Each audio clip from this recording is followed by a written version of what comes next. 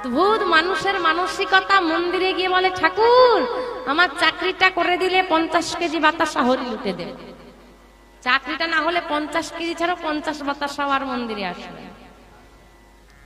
যে নিজের কপালে চাকরি জোটাতে পারেনি, গরু চড়াচ্ছে, সে তোমার ছেলেকে চাকরি করে দেবে?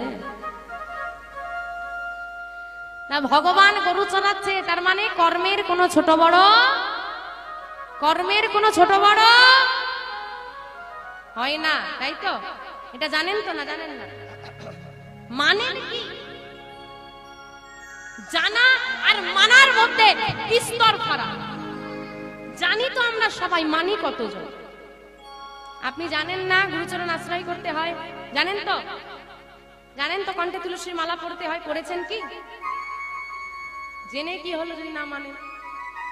জানি ওষুধ খেলে জ্বর ভালো হবে, ওষুধ খাবো না, জ্বর ভালো হবে কি? আমরা সবাই বলি কাজের কোনো ছোট বড় হয় না, কাজ তো সমান, কিন্তু কেউ এটা মানি না। আজও সমাজের উচ্চ স্তরের মানুষ নিম্ন স্তরের মানুষকে হেয় চোখে দেখে। একটা কথা মাথায় ঢুকিয়ে রাখুন, একটা গাছ থেকে 1000 দেশলাই কাঠি সৃষ্টি হতে পারে। একটা গাছ থেকে 1000 দেশলাই কাঠি সৃষ্টি হতে পারে। ওই একটা দেশলাই কাঠি ক্ষমতা রাখে 1000 গাছ জ্বালিয়ে দেয়। শহরের বাবু গ্রামে এসেছে, আর গ্রাম ঘুরতে বেরিয়েছে, দামি পোশাক, একদম সুটপুট পরে, মাথায় দামি টুপি দিয়ে।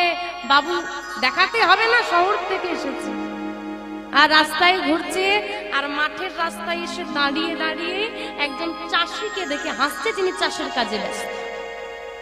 আসছে চাষি দেখল, বাবু এখানে তো কেউ নেই, আপনি একা একা হাসছেন, আমাকে দেখে হাসছেন? হ্যাঁ, তোকে দেখেই হাসছি, চিনতে পারছিস আমার? না তো, আমি কিন্তু তোকে চিনে ফেলেছি। বুঝতে পারছি না বাবু। আরে তোর সঙ্গে একই স্কুলে যেতাম, একসঙ্গে খেলতাম, চিনতে পারছিস না আমার? এই দেখ, এই দেখ, তোকে কেন চিনতে পেরেছি বলতো? তুই চাষা ছিলি, গ্রামে রয়েই গেলি, মূর্খই রয়ে গেলি, চাষ করছিস। আমাকে দেখ, বড় বাড়ি করেছি, শহরে কতগুলো বাড়ি আছে, কতগুলো গাড়ি আছে, দেখ কত দামি পোশাক পরে আমি শহর থেকে এসেছি।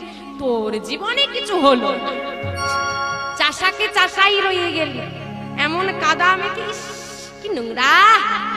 দেখ আমাকে, দেখ, দেখে শেখ। জানিস আমাকে কত মানুষ সম্মান করে, জানিস আমার পোশাকের দাম কত, ইত্যাদি ইত্যাদি ইত্যাদি। অহংকারী ভাব। বাবু যখন চাষিকে দেখে হাসছে, চাষিও তার বাবু বন্ধুকে দেখে হাসছে, আর বলছে, বাবু তুমি তো আমার আর বন্ধু নেই, এখন বাবু হয়েছো।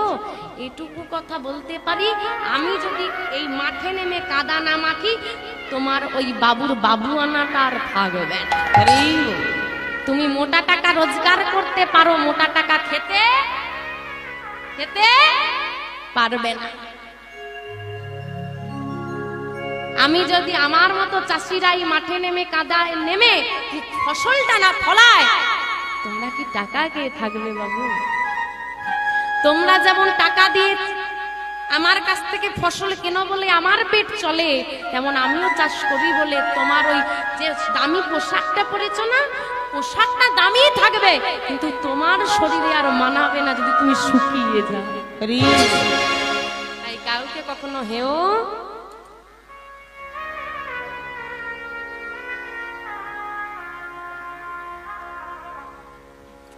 উপর থেকে বাবু দেখে হাসছে, তুই ছোট বাড়িতে থাকিস, আমার বড় বাড়ি। বিচার করে দেখো তো বাবা, ধনীকে, হ্যাঁ ধনীকে, রাজার বড় অহংকার, আমার অনেক আছে, আমি কেন সাধুর পায়ে মাথা নত করবো, খুব অহংকার। সাধু এসেছে, রাজপ্রাসাদটা কোথায়, আমাকে একটু বিশ্রাম নিতে হবে, আমি খুব ক্লান্ত, যদি তোমাদের রাজা কৃপা করে। রাজ্যবাসী জানিয়ে দিল, হায় তুমি কোন রাজ্যে এসে পড়েছ? আমাদের রাজার যা অহংকার, সে কাউকে মাথা নত করে না, কারোর কাছে কোনো সাধুকে সে সম্মান করে না। তা দেখি রাজা যদি গুণল হয়, আমিও বাগাতে তুল না। এসেছে, রাজামশাই আসবো? বলুন। খুব ক্লান্ত, যদি একটু থাকতে দিতেন। না না না, আমার এখানে কোনো সাধুর ঠাঁই হয় না। সাধু গুরুকে দেখলে সম্মান করতে হয়। আপনি রাজা হয়ে যদি সম্মান করতে মানুষকে না পারেন, রাজ্যবাসী কি করে সম্মান করবে? এত বড় স্পর্ধা তোমার! আমি রাজা, তুমি একজন ভিখারি হয়ে আমাকে জ্ঞান দিচ্ছ? সঙ্গে সঙ্গে করজোড়ে দাঁড়িয়েছে সাধু। আমার অপরাধ হয়ে গেছে, আমার ভুল হয়ে গেছে বাবা, আমায় ক্ষমা করে দিন। তবে আমায় ক্ষমা তো করে দেবেন, আমার একটা ছোট কাজ করে দিতে হবে। কি কাজ? সূচ দেখেছো মা? সূচ দেখেছো? ওই ঝোলা থেকে সাধু একটা সূচ বার করেছে। বুদ্ধিটা দেখেন একটু। সাধু সূচটা বার করে নিয়ে গিয়ে রাজা মশাইয়ের হাতে দিয়ে দিয়েছে। এটা নিয়ে আমি কি করব? আমার সূচ দিয়ে কি করা হয়? সেলাই। রাজা কি সেলাই করবে? বলে, রাজা মশাই আমি তো গৃহত্যাগী সন্ন্যাসী সাধু, আমার তো এই পৃথিবী থেকে যখন চলে যাব কিছু নিয়ে যাওয়ার অনুমতিটা নেই। কিছু নিয়ে যেতে পারবো কি? নিয়ে যেতে পারবো না। আপনি তো রাজা, অনেক টাকা জমিয়েছেন, অনেক গ্রহরত্ন জমিয়েছেন, আপনি এত কষ্ট করে যুদ্ধ করে রাজ্য পরিচালনা করে এত অর্থ জমিয়েছেন, আপনি কি আর রেখে যাবেন আপনার কষ্টের অর্থ? আপনি তো নিয়ে যাবেন। আমায় তো নিয়ে যেতে দেবেন, আমি তো সাধু, আমি তো গৃহত্যাগী। ওই টাকার সঙ্গে আপনার জিনিসপত্র যখন নিয়ে যাবেন, ওই ফাঁকেই সূচটা নিয়ে যাবেন। আমার একটু কাজ আছে, ওখানে গিয়ে দেখা হলে আমাকে দিয়ে দেবেন। ঝড় করে রাজা কাঁদছে, কি শোনালে তুমি? তোমাকে যদি এই পৃথিবী থেকে একটা সূচনা নিয়ে যেতে দেয়, আমিও তো এই পৃথিবীতে তোমার মতো বলে হতো যে আমিও তো তোমার মতোই মানুষ। আমি টাকার পাহাড় করেছি, আমিও কি পৃথিবী থেকে কিছু নিয়ে যেতে পারি? অহংকারের আসনে বসে আছি, সম্মানে করলাম না, কাউকে ভালোবাসা দিলাম না। আমি সাধুদের চরণ ধরলাম না, বুকে আলিঙ্গনে করলাম না, সৎ কর্ম করলাম না। অহংকারে মেতে গিয়ে জীবনটাই আমি কাটিয়ে দিলাম। যেদিন শেষ দিনে সেইখানে গিয়ে বিচার বসবে, যদি আমায় জিজ্ঞেস করি ওইখানে গিয়ে কি করলে, উত্তরটা আমি কি দেব বলো?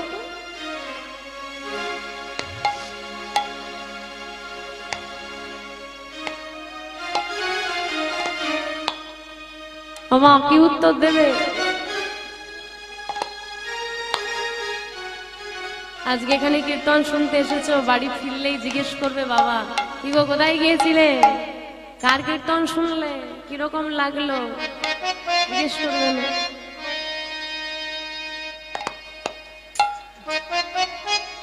উত্তর তো দিতে হবে।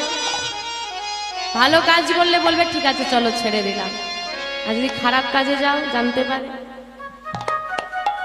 শাস্তি দেবে না। বস বসে আছে অফিসে, চলে যাও, অমুক জায়গায় একটা কাজ আছে, গিয়ে করে এসো। পাঠায় না কর্মচারীদেরকে, জানেন তো এরকম হয়, পাঠাবে। কাজটা তোমাকে ঠিক করে সময় মতো আবার বসের কাছে ফিরে যেতে হবে। কাজটা না করলে তোমাকে সেখানে ফিরে গিয়ে শাস্তিটা ভোগ করতে হবে। আমরাও কোনো না কোনো কাজে এখানে এসেছি, সময় মতো কাজটা সেরে আবার ফিরে যেতে হবে, না হলে শাস্তি তোলাই আছে। কি কাজে এসেছি? কৃষ্ণ ভজি ভারতরে সংসারে আইন, কৃষ্ণ ভজি ভারতরে সংসারে আইন, মিছে মায়ায় বদ্ধ হইয়া বৃক্ষ সম হইল, মিছে মায়া মিছে মায়ায় বদ্ধ হইয়া বৃক্ষ সম হইল। কৃষ্ণ ভজি ভারতরে সংসারে যায়নি, ভুলে যেও না। এত সুন্দর দেহটা তোমাকে দেওয়া হয়েছে শুধুমাত্র কৃষ্ণ ভজন সাধন করার জন্য, সংসার নিয়ে মেতে থাকার জন্য। ভগবান যাচ্ছে গরু চড়াতে, আজকে সকালবেলাতে একটা অঘটন ঘটে গেল। কি অঘটন? রাধারানীর কথা মনে পড়েছে গোবিন্দের। যেই না রাধারানীর কথা মনে পড়েছে আর গোচারণে যেতে ইচ্ছে করছে না। কি করি? রাধারানীর কথা এতদিন পর যখন আমার মনে পড়েছে, মিলন তো আজকে হবে, কিন্তু হবে কেমন করে? দাদা তো সঙ্গে আছে। চতুরের শিরোমণি কি করলেন বাবা? একটা চাতুরি করলেন। কি চাতুরি? দাদা, দাদা, ও দাদা, প্রতিদিন তো আমরা এই পথ ধরে গোচারণে যাই, চলো না আজকে জাবটের পথ ধরে যাব। জাবটের পথ ধরে? আচ্ছা চল। ভাই কানাইয়ের কথা মতো সবাই মিলে জাবটের পথ ধরে গোচারণে যাচ্ছে। জাবটে জটিলা নিবাস, আর জটিলা মন্দিরে থাকেন আমার এ থাকে গো রাধা রাধা। চলছে জাবটের পথ ধরে গোচারণী, আর জাবটের সম্মুখে এসে গোবিন্দ মুরলীর ধ্বনি করেছে। যেই না মুরলীর ধ্বনি করেছে আর শব্দটা পৌঁছে গেছে আমার বিনোদিনী শ্রুতিমূলে, বিনোদিনী বলছে, ললিতা, ললিতা, ওই শোন, ওই শোন, বাঁশি, বাঁশি বাজে, বাঁশি বাজে, তবে বাঁশি বুঝি আজ খুব কাছে বাজে। বাঁশি বাজে আজও বৃন্দাবনে নয় গো, অনন্ত কোটি ব্রহ্মাণ্ড করে অবিরাম বাঁশি বাজে, কিন্তু আমরা শুনতে কেউ পাই না। কেন পাই না? কেন পাই না গো? বাঁশি বাজলে শুনতে পাবো না? কেন পাই না? ফোনে গান চলছে, মোবাইল স্মার্টফোন আছে না, গান চালিয়ে দাও, যে কোনো রুচিসম্মত গান চালিয়ে দাও, সাউন্ডটা অফ করে দাও, গান তো চলছে, শুনতে পাবে। কেন? কেন শুনতে পাবে না? সাউন্ড তো নেই। আরে বাঁশি বাজে, আজও বাজে, রোজই বাজে, ভক্তিরূপ সাউন্ডটা নেই বলে শুনতে পাই। এই সব কানে শোনা যায় না, সব কানে শোনা, সব কানে, সব মানে, সব মানে কি? অনেক ভিতরে কথা আছে বাবা। সব মানে কি? দন্তের সব, সব মানে সমস্ত, মানে সব, অনেক। আর তালবস্যব সব মানে, তালবস্যব সব মানে মৃতদেহ, সব মৃতদেহ। মৃতদেহ যে মারা যায় তাকে ওই ওই করে ডাকলে শুনতে পায়। সব কানে শোনা যায় না। যাদের গুরু দীক্ষা হয় না তাদের কানটা হলো সব কান, মানে মৃত কান। এই মৃত কানে গোবিন্দের মুরলী শোনা। গুরু প্রদত্ত শ্রীকর্ণ বিনা গোবিন্দ বাঁশি শোনা যায় না। বাঁশি বাজে, বাঁশি, বাঁশি বাজে আজ সেই, আজ বৃন্দাবনে বাজে বাঁশি, বাজে রে।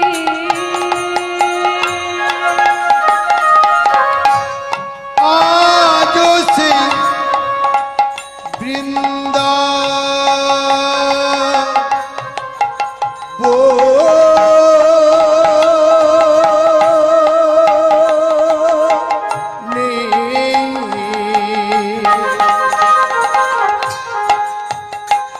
দেখো বাঁশি বাজে, বাজে রে, ওই না বাঁশির সুরে বনে বনে, ওই না বাঁশি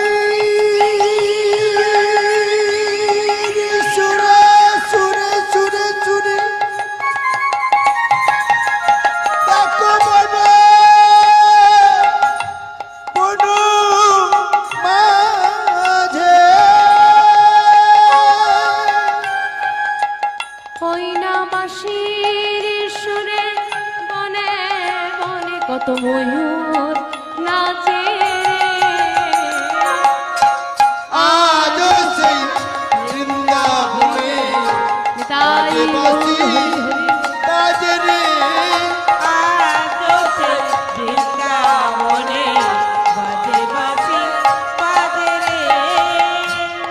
কি হয় জানো? এখনো সেই ভেড়গুলি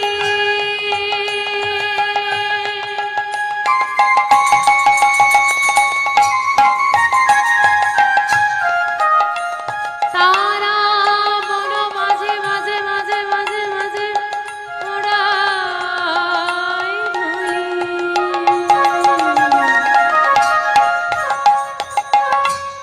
এখনো সেই গাভীগুলি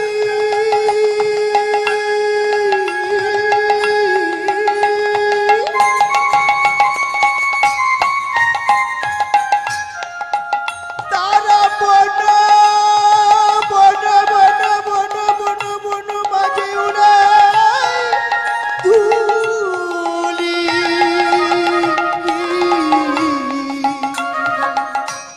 এখনো সেই ভেড়গুলি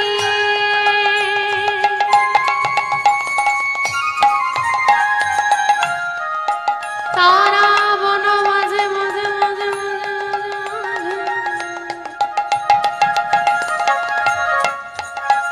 বন মাঝে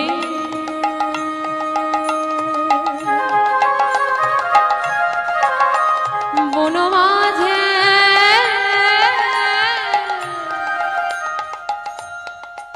বন মাঝে এখনো সেই গাভীগুলি